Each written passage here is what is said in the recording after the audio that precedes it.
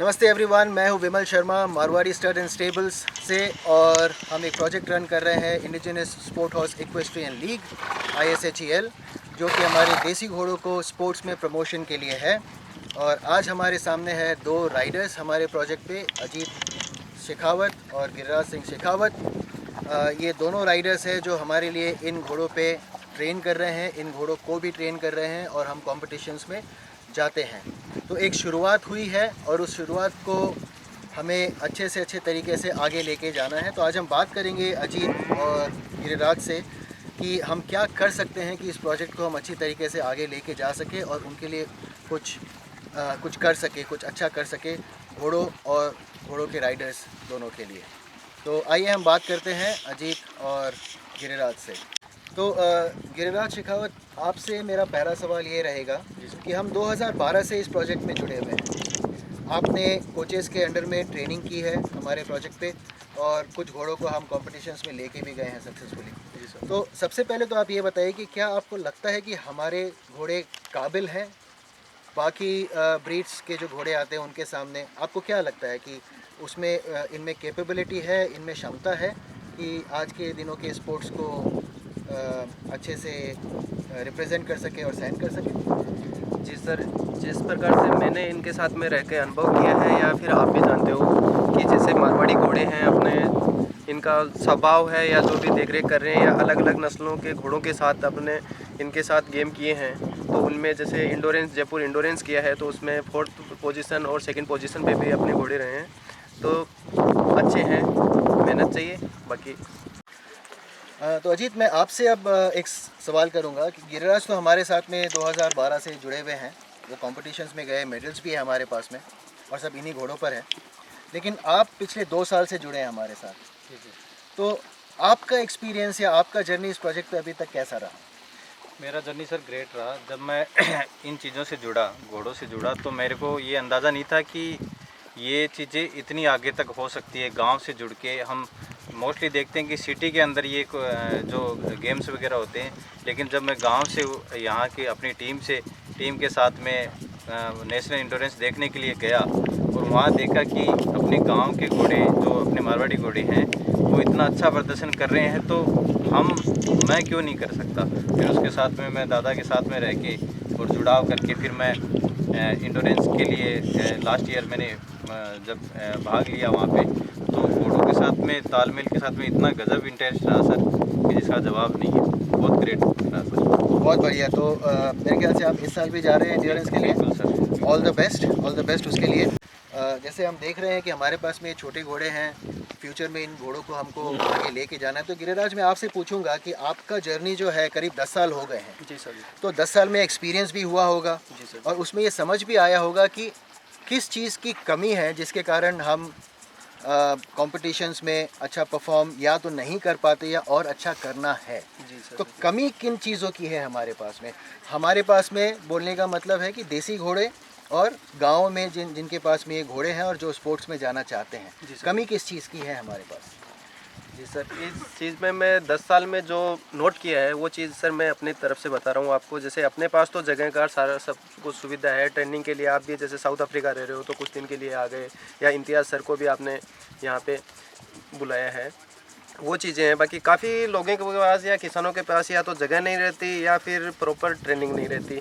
अभी अपने को भी थोड़ा बहुत अच्छे ट्रेनर की ज़रूरत है, और दूसरा सरकार से सपोर्ट चाहिए ताकि कि इनको अपना थोड़ा जान पहचान भी बढ़े, जिसके लिए इनको प्रॉपर ट्रेनिंग भी मिले और थोड़ा पैसों की भी इनकम हो, क्योंकि बिना पैसों के इनकम बिना कोई काम संभव नहीं है सर। तो सपोर्ट के लिए सरकार का भी ज़रूरी है हाथ, और लोगों से भी सहयोग ज़रूरी है सर। तो आप ये बोलना चाहते हैं कि मेहनत करने के लिए आप सब तैयार हैं? जी सर। जी सर। लेकिन उस मेहनत का जो रिज़ल्ट है वो रिज़ल्ट भी इम्पोर्टेंट है। तो सरकार भी इस तरफ ध्यान दे। जी सर। और न सिर्फ घोड़ों को बट राइडर्स को भी एक ऐसा प्लेटफॉर्म तैयार करे कि ताकि उनके लिए ये राइडिंग करना, ये कॉम्पिटिशन्स में जाना, घोड़े तैयार करना, इसके पीछे कुछ ना कुछ एक फ़ायदा हो। जी सर। जी सर। वो भी ज़रूरी है। जी सर। अजीत बन्ना, गिरिराज ने अभी कुछ बातें कही जो ज़रूरत है एक ग्राउंड लेवल पे इस चीज़ को डेवलप करने के लिए। और मेरी समझ से ये है कि लोगों को इंटरेस्ट आना चाहिए, जो राइडर्स है, यंग राइडर्स, उनको इंटरेस्ट आना चाहिए कि वो इस चीज़ को क्यों खेले या इस चीज़ पे क्यों ध्यान दे। तो एक इकोसिस्टम बनाने की ज़रूरत है। लेकिन आपको क्या लगता है, आपके हिसाब से आप नए हैं इस प्रोजेक्ट में, आपको अभी पता चला है कि इसमें पॉसिबिलिटीज़ हैं, तो किस तरह से सरकार हमारी मदद कर सकती है? सर इसके ऊपर मेरा मानना ये है कि सरकार को हमें सपोर्टिंग के लिए सब सेंटर खोलने चाहिए गाँव में जहाँ से अपने आसानी से पहुँच सके स्टूडेंट। एक जगह अगर हम ट्रेनर बुला के उनको वहाँ पे सब सेंटर में बुलाते हैं ट्रेनर्स को पहुँचने में आसानी होनी चाहिए और हमारे स्टूडेंट्स को वहाँ जाने में आसानी होनी चाहिए। ऐसे सब सेंटर गाँव के आसपास में, यहाँ जहाँ काफ़ी स्टूडेंट होते हैं और दूसरे शहरों में भी, शहरों के पास में गाँव में जहाँ सब सेंटर खोल के हम इस चीज़ को और सरकार की मदद से और आसान बना सकते हैं।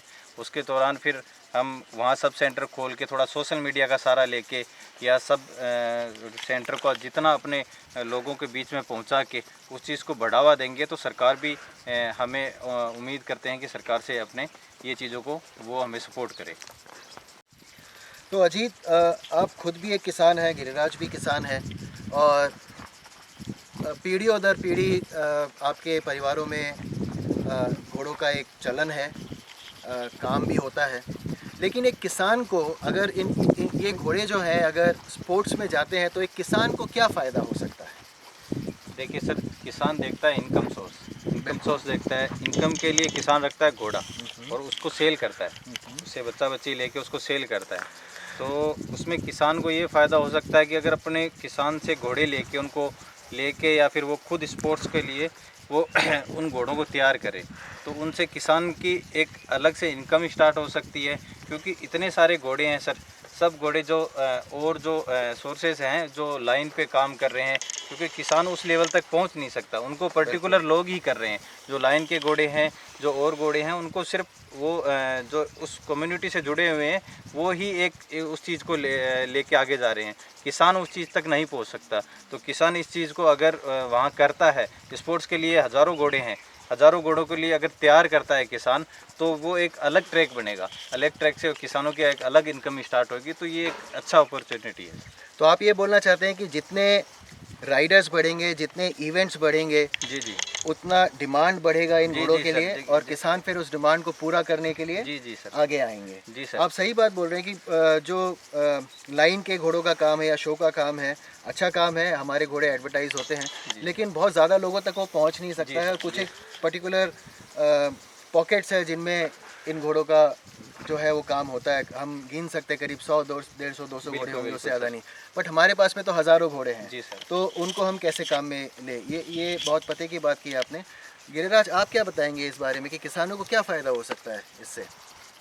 इसमें सर ये है कि जैसे अगर कोई घोड़ों में, जैसे चलो कोई नई मारवाड़ी ब्रीड में जो घोड़ा बच्चा पैदा हुआ है उसमें 3 पैर सफ़ेद आ गए तो उसको अर्जल बोला जाता है। ये वो बोल के उसका ये नहीं देखा जाता कि कितना घोड़ा चल सकता है या कितनी इसकी कैपेसिटी है। उसका माइंड सेट यही हो जाता है किसान का या जो मालिक उसको रख रहा है कि भाई चलो घर पे अर्जल बच्चा पैदा हुआ है तो इसको पुष्कर या किसी नागौर में सेल कर देंगे, तो उससे इतने 12,000, 15,000, 20,000 लेके वो पूरा मतलब ख़त्म है उसका सिस्टम। फिर घोड़े का वही चल लेगा कि 12,000 में सेल किया तो उसको तांगे में या कहीं ऐसे ही नॉर्मली काम में लेंगे, उसका इतना फ़ायदा नहीं मिलेगा। अगर अपन इन घोड़ों को तैयार करेंगे तो नस्ल में देखो जैसे कोई चीज़ नहीं रखती कि ये नुकरा है या ताकी है या मारवाड़ी है या अर्जल है, कुछ भी है, उसका काम होना चाहिए था।